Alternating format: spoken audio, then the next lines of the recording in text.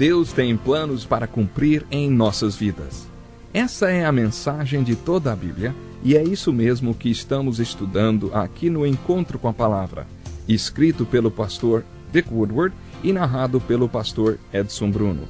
Fique atento a mais um programa que o Ministério Cooperativo Internacional leva a você. Com você agora, pastor Edson Bruno.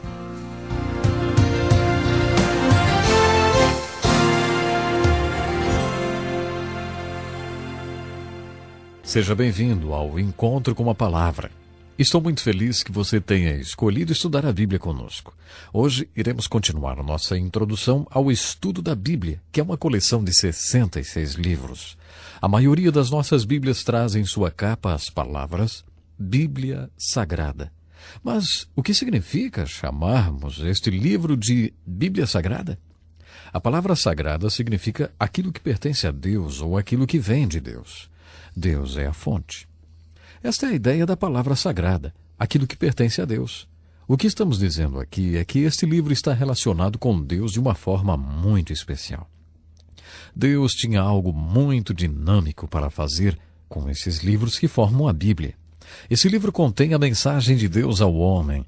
É isso o que torna este livro o mais importante livro do mundo.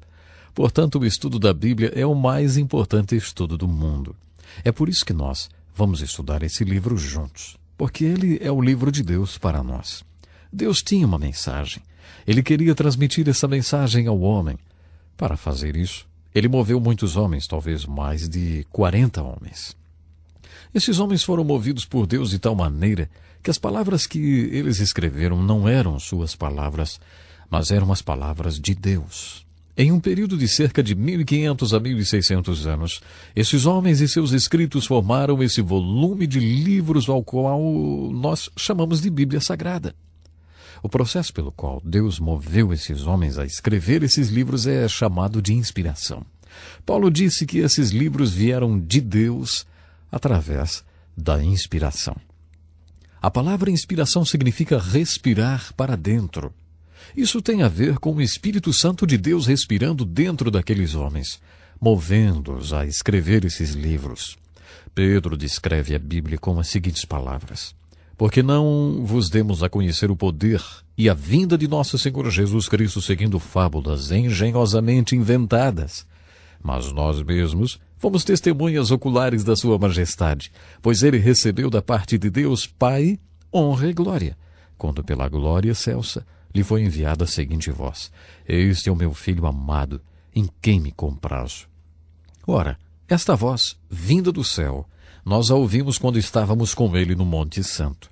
Temos assim tanto mais confirmada a palavra profética, e fazeis bem em atendê-la, como a uma candeia que brilha em lugar tenebroso, até que o dia clareie e a estrela da alva nasça em vosso coração, sabendo primeiramente isto, que nenhuma profecia da Escritura provém de particular elucidação, porque nunca jamais qualquer profecia foi dada por vontade humana. Entretanto, homens santos falaram da parte de Deus, movidos pelo Espírito Santo. Pedro usou uma linda palavra em grego, a palavra phero. Em muitos lugares, em vez de usar pontes para atravessar rios, as pessoas usam balsas. Isso acontece em muitos lugares onde há muita água. A palavra phero, em grego, significa instrumento de travessia. É essa palavra que Pedro usa quando ele diz que Deus moveu essas pessoas. Imagine o vento soprando nas velas de um barco e movendo o barco pelo rio. Isso é a inspiração, segundo Pedro. Outra expressão é o verbo vivo de Deus, que não se aplica às Escrituras, mas a Jesus Cristo. A Bíblia é chamada de a palavra de Deus escrita. Jesus Cristo é chamado de o verbo vivo de Deus, ou a palavra viva de Deus.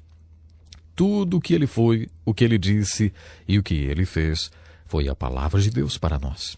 Deus disse muitas coisas para nós através deste livro, mas Deus disse muito mais coisas através do seu Filho Jesus Cristo. Eu gostaria de falar agora sobre a organização da Bíblia. Nessas primeiras lições, eu vou considerar que você nunca abriu a Bíblia antes.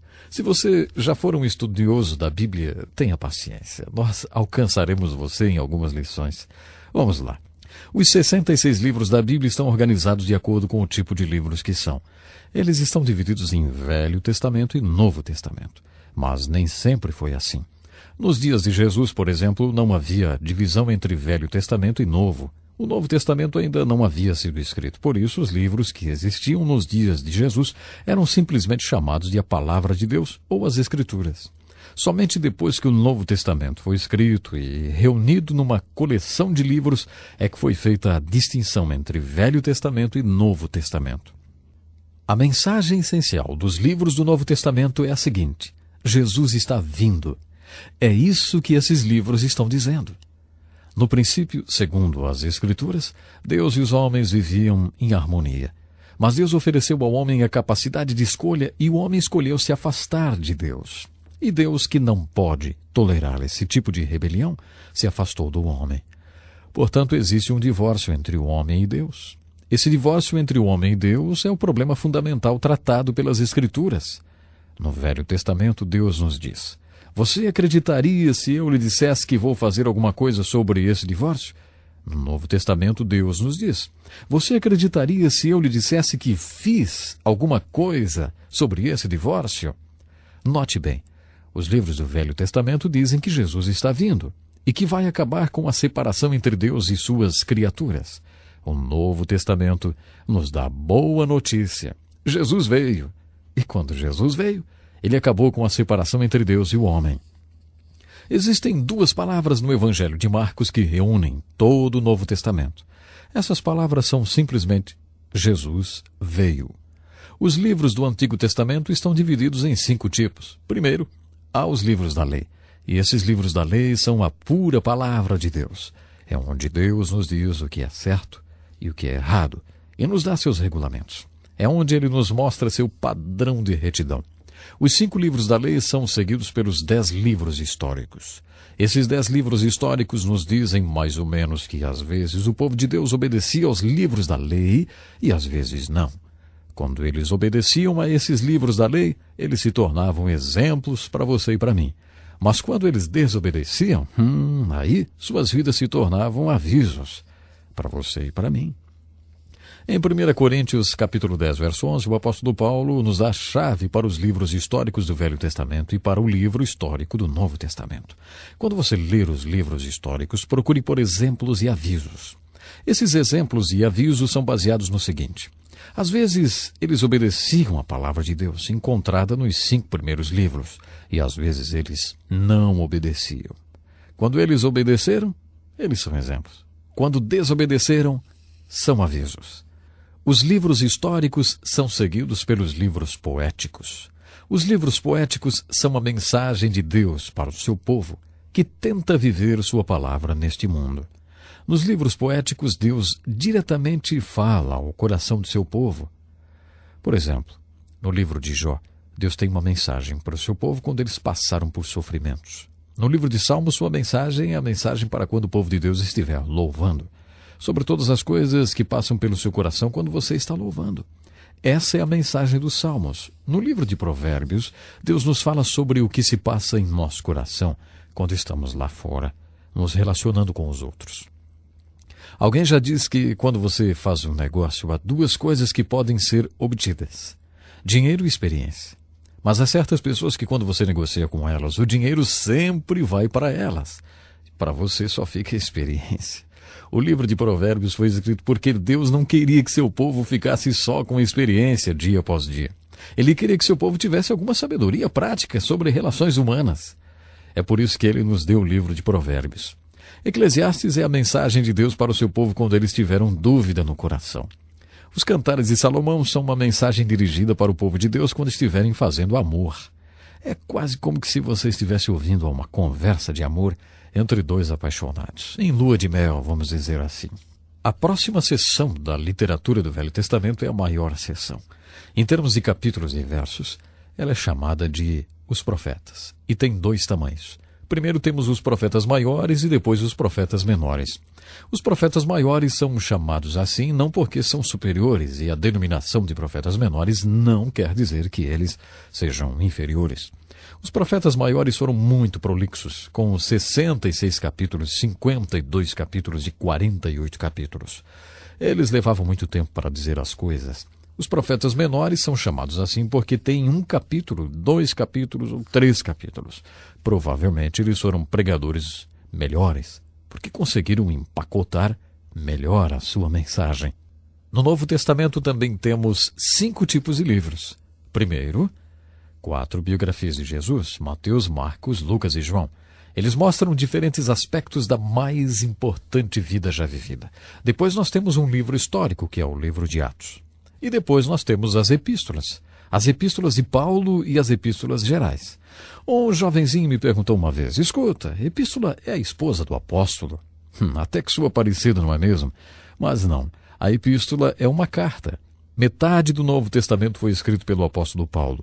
Em seguida vem as cartas de Paulo e depois as cartas gerais, porque foram escritas por autores gerais para leitores gerais, pessoas que estão dispersas e vivendo em diferentes locais.